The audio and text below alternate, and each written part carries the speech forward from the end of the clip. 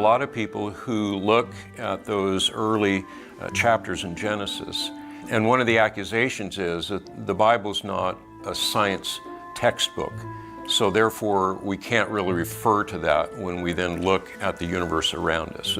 What's your perspective as a scientist and a Hebraist? I would say, well, it is. It's clearly historical. Again, a historical narrative. It's a magisterial literary presentation, and it's a foundational theological treatise. It also has an interesting perspective. It's what we call a phenomenological perspective. It's what do you see?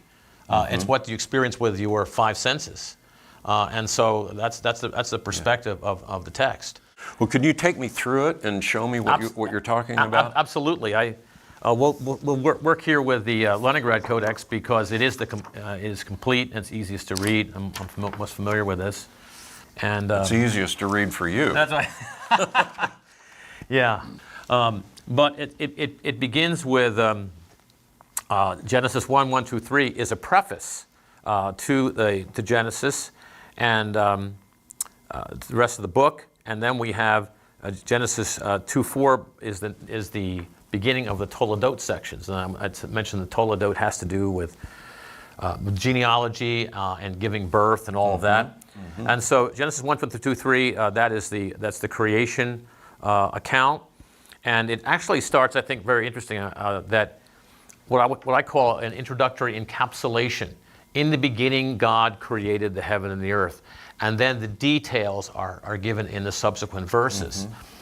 It starts with, in the beginning, God created the heaven and the earth. There's no word in Hebrew for universe. That means he created everything. And then the next thing we find in Genesis 1, 2, we find a water ball. And it's empty and unfilled. And God is, in the subsequent days, is going to fill that universe. Before that, his first act of creation, because it's the mind of God bringing from nothing everything, so that the physical laws, so that the light can work, so that life processes can develop. All those things, God puts those into place, and then he creates light, and so forth. Then he creates and spreads out the heaven. It's very purposeful, the way in which creation is presented. For instance, in Genesis 1:9. The best way to translate is that in order that the dry land would appear. We don't have, in the Hebrew, it's not two parallel things. That the gathering, let the waters gather together into one place, in order that the dry land might appear. Why? Because the dry land is where man will live. It's purposeful. It's all moving towards the creation of man and creating a world where man will live. And so it's very purposeful. God's creation is that way. Very organized, as you would expect. And so his word is the same way. And that's why it has all these characteristics, why it's so creative, why it's beautiful literature, magnificent theology, all building from real historical events. And then we get to the fifth day of creation, and he creates life. First with the fish and the birds, and then the sixth day, animals, and then man. And man is created in his image. And we go then as we go through Genesis 1 through 2, 3, but that preface, we also find in there a little section of poetry. And so it goes from poetry, it goes from narrative to poetry to narrative, what I call a narrative poetry switch. Because that little section of poetry is used to punctuate that prose at the point of the creation of man in God's image. Now, there's a lot of ideas about the image of God. What does that mean? I think that the image of God is found in the verbs itself. It's in the text itself. Because what we find is, what does God do? And we do the same thing, but at a lower level. We can communicate. Of course, he speaks things into existence. We can't do that, but he communicates. We can create. We can create a place like this with lights and so forth and so on. Of course, he creates out of nothing. He pronounces things good. We evaluate and do things like that. We label. Science is all about labeling. We name things like that. We bless as he blessed. I think the image of God is right in the text. It's not some metaphysical thing like Augustine said of mind, will, and emotions. No, it's right in the verbs in the text. And we move from Genesis 1 through 2, 3 into the details of the creation of man. And how the name of God changes. It changes from Elohim, which means the premier one, the preeminent one, Elohim.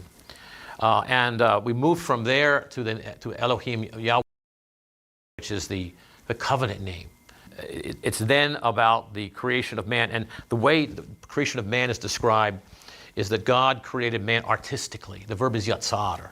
A yatzar is a potter. And so he's created artistically, and then we have the intimate action of God breathing into him the breath of life. And then he creates man. He puts him in the garden, this beautiful garden that he made for him. He has the prohibition not to eat of a certain fruit of the tree of the knowledge of good and evil.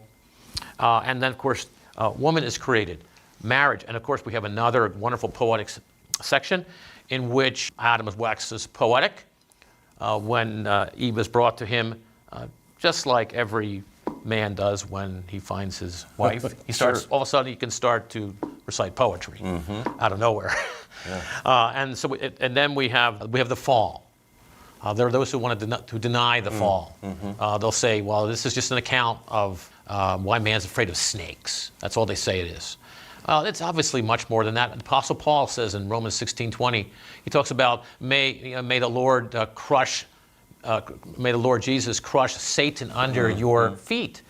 This is obviously a reference back to Genesis.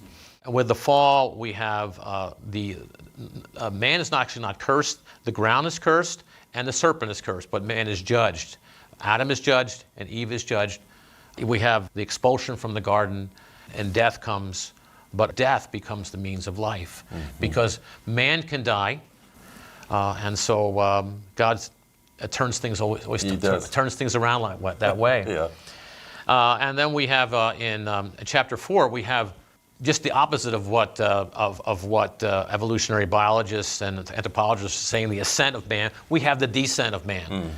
The first man who was cursed is Cain for murdering his brother.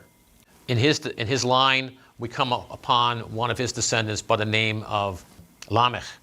And Lamech, what he does, and again, one of those NPN switches, he boasts to his wives in poetry that he murdered a man. Taking the wonderful idiom of poetry, which is to be used to express the most sublime things, to use it to boast of murder.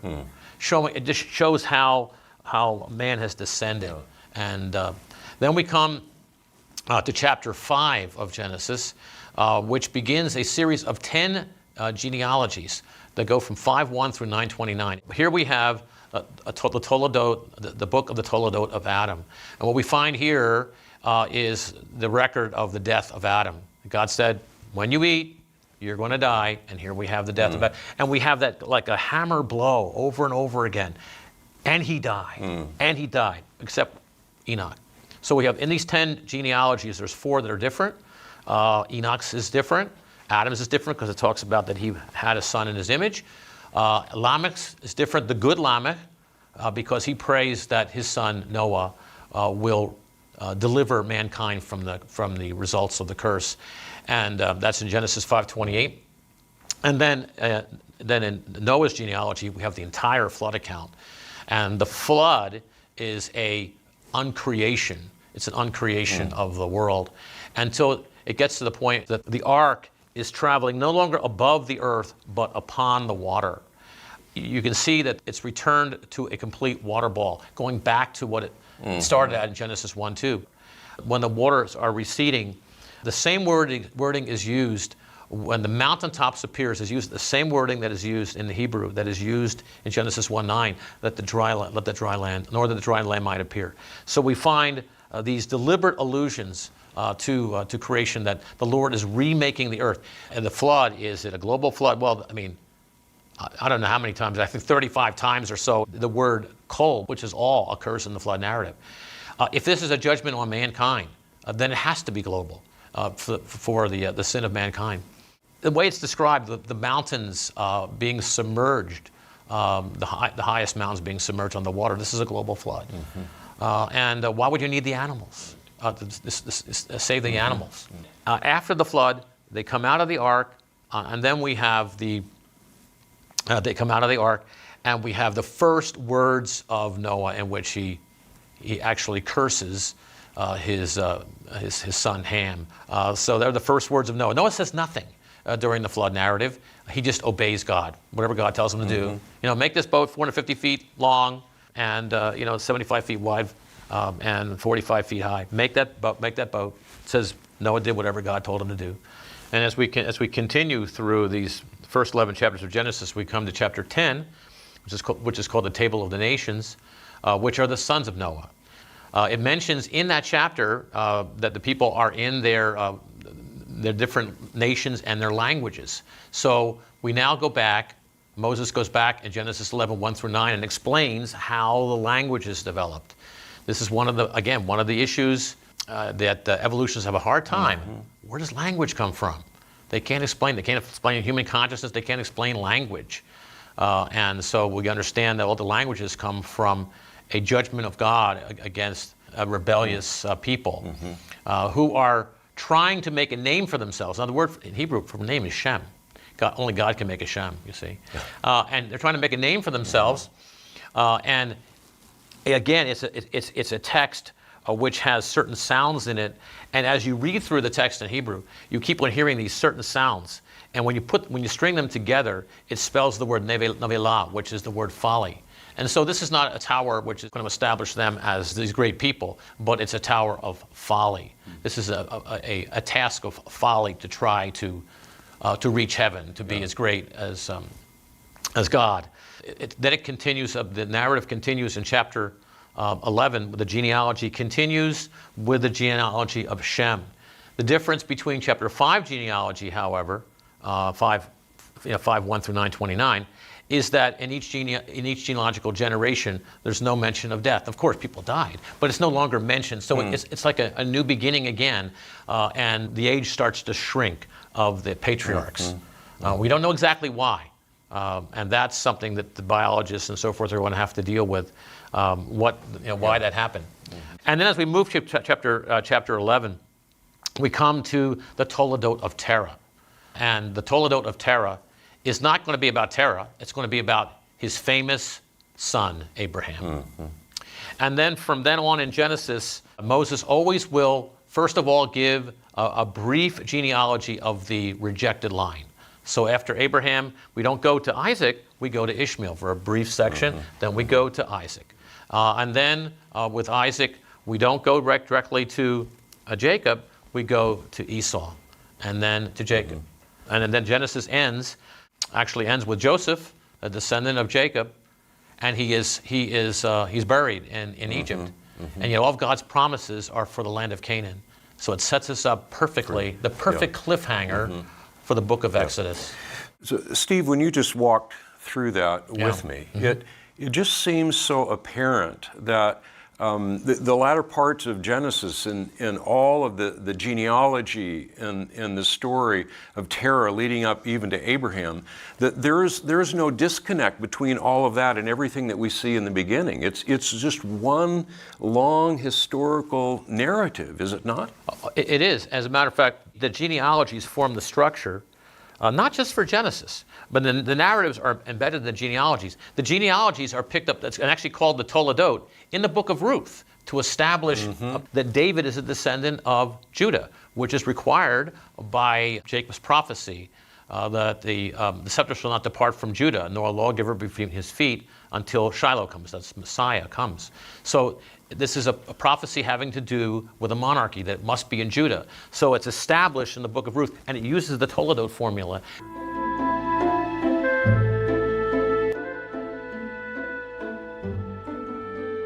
Hey everyone, if you enjoyed this, don't forget to like, leave a comment, and subscribe. It really helps a lot. Thanks for being here, and I'll see you in the next one.